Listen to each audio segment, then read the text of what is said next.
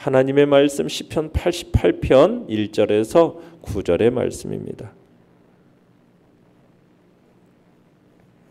시편 88편 1절에서 9절의 말씀 우리 한 목소리로 같이 읽도록 하겠습니다. 시작. 여호와 내 구원의 하나님이여 내가 주야로 주 앞에서 부르짖었사오니 나의 기도가 주 앞에 이르게 하시며 나의 부르짖음에 주의 귀를 기울여 주소서.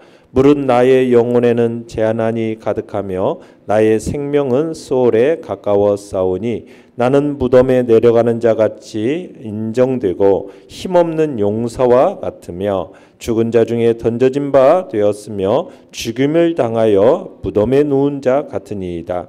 주께서 그들을 다시 기억하지 아니하시니 그들은 주의 손에서 끊어진 자니이다. 주께서 나를 깊은 웅덩이와 어둡고 음침한 곳에 두셨사오며 주의 노가 나를 심히 누르시고 주의 모든 파도가 나를 괴롭게 하셨나이다. 셀라.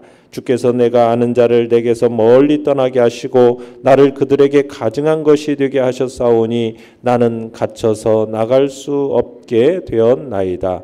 곤란으로 말미암아 내 눈이 쇠하였나이다. 여호와여 내가 매일 주를 부르며 주를 향하여 나의 두 손을 들었나이다. 아멘. 오늘 말씀의 제목은 매일 주를 향해 두 손을 들다라는 제목으로 말씀을 나눕니다. 오늘 이 88편의 시는 하나님의 징벌로 인해서 극심한 고통 가운데 처해 있는, 그래서 죽음의 문턱에 이른 사람의 어떤 절규로 보입니다. 표제에 이런 말이 나오죠. 표제에 마할랏 르안롯이라는 말이 나오죠. 이게 무슨 말이냐면 질병 중에, 고통 중에 라는 의미입니다. 그러니까 시인이 지금 질병으로 인해서 극심한 고통 중에 있을 때 지은 것으로 보여진다는 얘기입니다. 내용 관찰 문제 1번 보시면은 고난 중에 있는 시인은 자신이 당한 고난을 어떻게 표현합니까? 자, 3절에서 8절을 우리가 볼 텐데 지금 시인은 자신이 처한 고난을 어디에 비유해요? 죽음에 비유하고 있습니다. 죽음. 그러니까 자신의 생명이 이제 스월, 즉 지옥에 가깝고 무덤에 내려갔다 이렇게 표현을 하고 있고요. 그리고 또 능력이 상실한 힘없는 용사의 처지가 되었다. 또 주님께서 노하셔서 지금 깊은 웅덩이 음침한 곳에 두셨다. 이런 표현들을 통해서 지금 자신이 당한 고난을 표현하고 있는데요. 우리 하나씩 한번 살펴보겠습니다. 3절로 5절을 다시 한번 읽어보겠습니다. 시작. 무릇 나의 영혼에는 재난이 가득하며 나의 생명을 소홀에 가까웠사오니 나는 무덤에 내려가는 자 같이 인정되고 힘없는 용사와 같으며 죽은 자 중에 던져진 바 되었으며 죽임을 당하여 무덤에 누운 자 같으니이다. 주께서 그들을 다시 기억하지 아니하시니 그들은 주의 손에서 끊어진 자니이다. 아멘. 자, 시인이 지금 스올에 처한 자 같이 지금 암울한 상황에 빠져 있음을 지금 절망스러운 어조로 토로하고 있어요. 자신이 스올에 처한 것 같은 이유는 지금 자신의 영혼이 지금 재난이 가득하기 때문이라는 겁니다. 재난이 시인이 인생이 지금 온갖 재난으로 가득 채워졌을 뿐만 아니라 이미 생명까지도 최악의 상태에 놓여 있음을 나타내고 있는 거죠. 그래서 자신이 무덤에 내려가는 자와 같이 인정이 되었다. 그렇게 지금 탄식하고 있죠. 자신은 한때는 그래도 힘이 있고 또 위용인을 자랑하는 용사 같은 자였는데 지금은 쇠약해져 가지고 모든 힘을 다 상실해 버린 그런 용사다. 이런 표현을 통해서 시인이 지금 자신이 처한 이런 고통스러운 상황과 더불어서 자신이 느끼는 어떤 상실감, 절망감, 이것을 지금 더 강조적으로 전달하고 있는 겁니다. 지금 시인이 죽은 자 중에 던져진 바 되었다 이런 표현을 쓰고 있죠. 죽은 자 중에 던져진 바 되었다. 그리고 죽임을 당해서 무덤에 누운 자와 같다 이런 표현을 통해서 지금 자신이 비참한 상태, 어떻게 보면은 전쟁에서 살해된 자를 빗대어서 묘사하고 있는 겁니다. 그러니까 하나님께서는 지금 무덤에 누운 자, 죽은 자, 뭐 이런 사람들은 기억도 안 하시는데 어떻게 보면 하나님께서 기억하지 않으신다라는 것을 그러니까 이것은 어떤 표현이냐면은 하나님께서 기억하지 않으신다라는 것은 하나님의 은혜를 기대할 수도 없는 그런 상태라는 것을 의미하고 있는 거죠. 상황이 호전될 가능성이 전혀 없는 그런 상황이라는 것을 얘기하는 겁니다. 거기다가 주의 손에서 끊어졌다. 이 표현은 뭐냐? 주님과의 교제, 관계가 끊어졌다. 그러니까 무덤에 누운 자 같이 쇠약해진 자기에게 하나님조차 돌아섰다. 이런 상태. 얼마나 절망감입니까? 그죠? 완전히 죽음의 문턱에 지금 있는데 거기다가 하나님조차 돌아선 것 같은 그런 절망감, 그런 느끼는 절망감을 처절하게 토로하고 있는 겁니다. 자, 6절로 8절도 읽어보겠습니다. 6절로 8절 시작. 주께서 나를 깊은 웅덩이와 어둡고 음침한 곳에 두셨사오며 주의 노가 나를 심히 누르시고 주의 모든 파도가 나를 괴롭게 하셨나이다. 셀라. 주께서 내가 아는 자를 내게서 멀리 떠나게 하시고 나를 그들에게 가증한 것이 되게 하셨사오니 나는 갇혀서 나갈 수 없게 되었나이다. 자, 그런데 자신을 비참하게 만든 주체가 누구라고 얘기하고 있습니까? 주께서 그러니까 하나님이 자신을 비참하게 만들었다. 지금 그렇게 시인이 인식하면서 그런 항변이 담겨 있어요. 그러니까 문제의 해결자 되시는 그 하나님이 오히려 자신을 대적해서 자신이 이런 비참한 처지에 떨어지게 되었다라는 거예요. 이게 이제 더욱더 고통스럽게 만드는 거죠. 그래서 자신이 위치한 곳을 뭐라고요? 깊은 웅덩이, 어둡고 음침한 곳 이렇게 표현하고 있죠. 그러니까 자신이 처할 수 있는 어떻게 보면 가장 밑바닥, 인생의 가장 밑바닥에 지금 위치해 있는 겁니다. 그래서 스스로의 힘으로는 거의 회복 가능성이 없음을 생생하게 보여주고 있는 거죠. 그리고 이 모든 일이 절대자이신 하나님으로부터 말미암았다라는데 그 위기와 슬픔의 어떤 심각성이 고조되고 있는 겁니다. 그러면서 이런 표현을 하고 있죠. 주의 노가 자신을 심히 누르고 있다. 이렇게 고백하고 있지 않습니까? 주의 노가 눌렀다. 이건 대부분 시편에서 죄로 말미암아 하나님의 징계로서의 어떤 질병을 나타내는 표현입니다.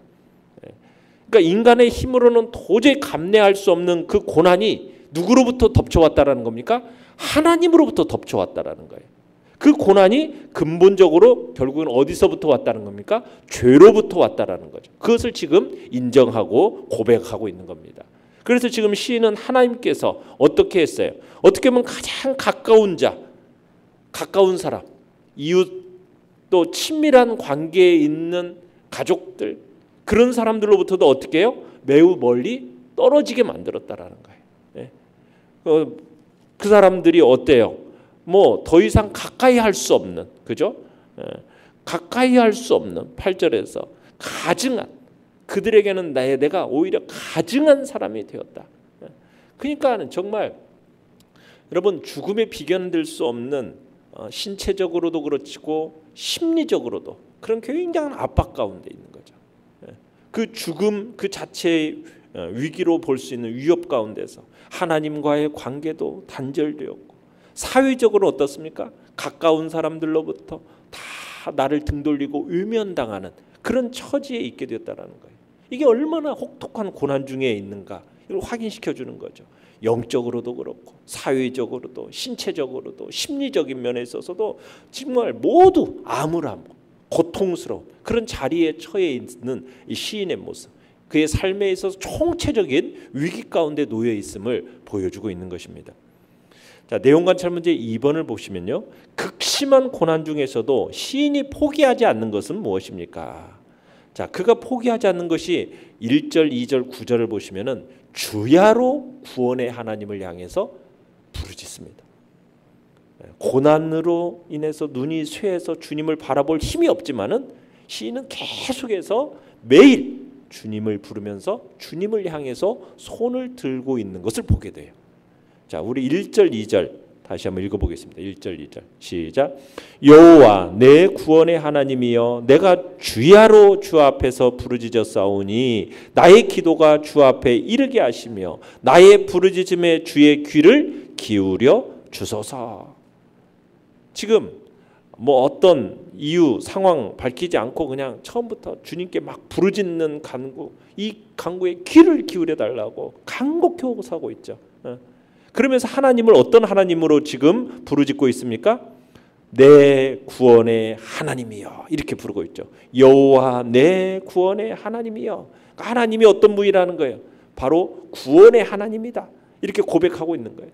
지금은 비록 부르짖어도 응답하지 않는 것 같은 상황임에도 불구하고 이전에 그런 공경 가운데서 자신을 구원해 주셨던, 구원을 베풀어 주셨던 그때의 경험을 되살리면서 하나님은 바로 구원의 하나님, 그러니 그 구원을 베푸시기를 간절한 마음으로 지금 하나님을 다시 찾고 있는 겁니다. 어떻게 해요? 자신이 밤낮 하나님께 부르짖고 있음을 토로하는 거죠.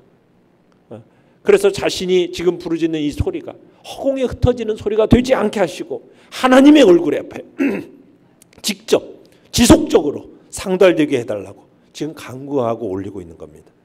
그토록 오래 부르짖어도 그 부르짖음에 어떻게 지금 귀 기울여 주시기를 간청하고 있는 거죠. 9절도 한번 읽어보겠습니다. 9절. 9절입니다. 시작. 곤란으로 말미암아 내 눈이 쇠약하였나이다. 여호와여, 내가 매일 주를 부르며 주를 향하여 나의 두 손을 들었나이다. 자, 곤란으로 말미암아 자신의 눈이 쇠약해졌다. 눈이 쇠약해졌다라는 건 기력이 쇠진했다라는 의미입니다. 자, 이런 기력이 쇠진한 그런 상황 속에서도 뭐 했다? 하나님을 찾았다. 위기 가운데서 신앙을 포기하지 않고 문제의 해결책을 하나님으로부터 찾고 있는 거죠. 그러면서 매일, 그죠? 아까는 주야로 그러듯이 매일 이 표현을 향해서 하루도 빠짐없이 하나님을 향해서 두 손을 들었음을 고백하고 있어요. 여기서 두 손을 든다라는 것은 하나님의 임재 상징적인 처소인 하늘, 그 하늘을 향해서 손을 들고 기도했던 그 당시에 이스라엘 백성들의 관습을 반영한 표현입니다. 그러니까는 매일같이 두 손 들고 하나님의 그 처소인 하늘을 향해요, 또 성전을 향해서 하나님 앞에 간절히 기도하는 그런 것을 우리가 지금 볼 수 있는 겁니다. 연구와 묵상 문제 3번입니다. 자, 시인이 고난 중에도 매일 주를 부르며 주께 두 손을 들 수 있는 이유는 무엇입니까? 지금 상황은 어떤 상황입니까? 하나님조차 나를 향해서 노하시고 나를 버리신 것 같은 상황이에요. 그렇죠? 그러나 시인은 하나님을 원망하지 않습니다. 오히려 어떻게 하고 있어요? 매일 밤낮으로 주님께 부르짖으면서 구원이 하나님께 있음을 고백하고 있죠. 이 이유가 뭐겠어요?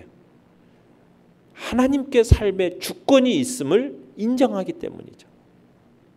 우리의 고통이 비록 하나님으로부터 말미암았다 할지라도 나를 때리시고 최악의 상황, 희망이 없는 상황으로 몰아넣은 분이 하나님일지라도 뭐예요? 끝까지 메어 달릴 대상은 하나님밖에 없기 때문에, 우리의 희망과 우리의 소망은 오직 하나님께만 있기 때문에 하나님을 향하여 이렇게 매일 부르짖고 두 손을 드는 겁니다. 마치 그런 거죠. 아이가 잘못을 하면 엄마가 매를 때려요. 매를 때린다 할지라도 아이는 어때요? 달아나지 않고 엄마의 품에 달려드는 거죠. 매를 맞으면 맞을수록 엄마의 품으로 달려드는 아이. 왜 그런 거예요? 비록 매를 맞는다 할지라도 엄마가 나를 어떤다는 거, 사랑한다라는 거, 나를 아껴주고 있다라는 그 믿음, 확신이 있기 때문에 엄마의 품에 달려드는 거예요. 매를 지독하게 맞아도 다른 사람이 볼 때 어떻게 보면 다 하나님을 부인할 것 같고 이제 어떻게 보면 신앙생활이 끝난다 이렇게 생각하는 그 순간에도 오직 하나님만 붙잡고 하나님께 매달리는 그 사람이 진실한 성도인 거죠. 하나님에 대한 그 신뢰, 그죠? 내가 죄로 말미암아 하나님께 매를 맞고 하나님의 진노가 나를 막 눌러서 내가 어떻게 보면은 신체적으로, 정신적으로, 심리적으로 또 사회적으로 모든 관계가 다 막 끊어진 것처럼 영적으로도 그런다 할지라도 누가 봐도 정말 그런 상황 속에서도 나는 하나님의 자녀고 나는 그분의 신실한 백성이다라는 믿음, 그 믿음을 가지고 하나님은 결코 나를 버리지 않으실 거라는 그 신뢰성을 가지고 하나님을 향하여 끊임없이 달려들어 부르짖고 손을 들어서 그분을 향하여 기도하는 거죠. 그러면 그 눈에서 눈물을 씻겨주실 것을 믿는 믿음, 지독한 고난을 당할지라도 오직 하나님께만 매달림으로써 이 놀라운 은혜를 경험할 수 있게 되는 거예요.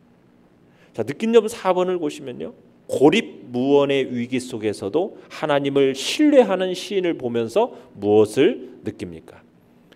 우리가 비록 삶이 아무리 우리를 속이고 우리를 암울하게 만들고 막 희망을 앗아가 버릴지라도 성도만큼은 구원의 하나님을 부르는 마음, 하나님을 신뢰하는 이 희망의 끝만큼은 결코 놓쳐서는 안 된다라는 것을 느끼는 겁니다. 성경을 보면은 도저히 희망을 가질 수 없는 그런 상황 속에서도 하나님께 부르짖음으로 구원받은 사람들이 여러 나오죠. 여러분, 그 중에서도 대표적인 사람이 히스기야지 않습니까? 히스기야가 중병에 걸렸어요. 이제는 살 수 없다라고 이사야 선지자까지 와서 이제는 너는 더 이상 살 수 없으니 유언을 남기고 삶을 정리해라, 이렇게까지 말을 했어요. 자, 그때 히스기야가 어떻게 보면 이제는 죽는 것은 기정사실입니다. 그런 상황 가운데서 히스기야가 어떤 반응을 보입니까? 그런 가운데서도 구원의 하나님을 부르면서 자기를 살려줄 것을 눈물로 막 호소를 하죠. 그랬더니 하나님께서 어떻게 하셨어요? 그의 수명을 15년 연장시켜 주셨어요. 그 무덤 앞에서, 무덤의 문 앞에서 구원의 하나님을 부르면 다시 살 수도 있는 그런 놀라운 은혜가 주어지는 것을 바로 히스기야를 통해서 우리는 보게 되는 거죠. 그렇다고 해서 무조건 뭐 구원의 하나님 부른다고 다 산다는 얘기는 아닙니다. 생명의 주이신 하나님께서 당신께 부르짖어도 때가 거둬가실 때라면 뭐 생명을 거둬가시죠. 그러나 하나님이 허락만 하신다면 바로 죽음이 삶으로 역전될 수 있는 기회가 있다라는 거예요. 그러니까 우리는 아무리 무덤의 문 앞에 서 있다 할지라도 결코 그런 상황일지라도 뭐 하지 말아야 돼요? 결코 포기하지 말라는 겁니다. 구원의 하나님을 찾으라는 거죠. 무덤과 같은, 완전히 무덤의 문 앞에서, 무덤 앞에서 정말 누운 것 같은 그런 상황 속에서도 우리는 구원의 하나님을 찾을 수 있기를 간절히 바랍니다. 결단과 적용 5번입니다. 내가 고난을 당했을 때 하나님께 드렸던 찬양과 기도는 무엇입니까? 하나님을 온전히 의뢰하는 신앙을 표현하기 위해 오늘 할 수 있는 일은 무엇입니까? 우리가 그런 상황 속에서도 포기하거나 절망하고 실망하면서 낙담할 게 아니라 끊임없이 구원의 하나님을 우리들이 묵상하고 그 하나님을 부르짖으면서 그 하나님을 끝까지 붙들고 하나님을 신뢰함으로 나아가는 복된 자리에 있기를 바랍니다. 그 하나님을 바라보는 신앙, 그것을 우리의 눈이 결코 쇠진해지지 않고 끝까지 그분을 바라볼 수 있는 그런 영적인 시선을 허락해달라고, 회복해달라고 우리가 기도하면서 이 시간에 나아가시길 바랍니다. 오늘의 기도 같이 읽겠습니다. 시작. 고난 중에 원망으로 넘어지지 않고 더욱 주님만 바라보는 신앙을 허락해 주소서. 아멘. 말씀을 생각하며 기도하시고요. 연약한 우리 지체들을 위해서 기도해 주시며, 또 이번 주에 또 우리 성탄 축하 예배와 모임들이 있습니다. 위해서 기도해 주시고, 또 2024년을 잘 마무리 짓는 그런 또한 송구 영신을 위해서도 기도해 주시고, 특별히 연약한 우리 지체들, 또 김효진 권사님, 또 임정혜 권사님, 또 김성경 집사님도 그렇고요. 또 많은 지체들, 연약한 지체들을 온전히 회복시켜 달라고도 위해서 기도해 주시기 바랍니다. 주여, 우리 세 번 부르짖으며 나아갑니다. 주여, 주여.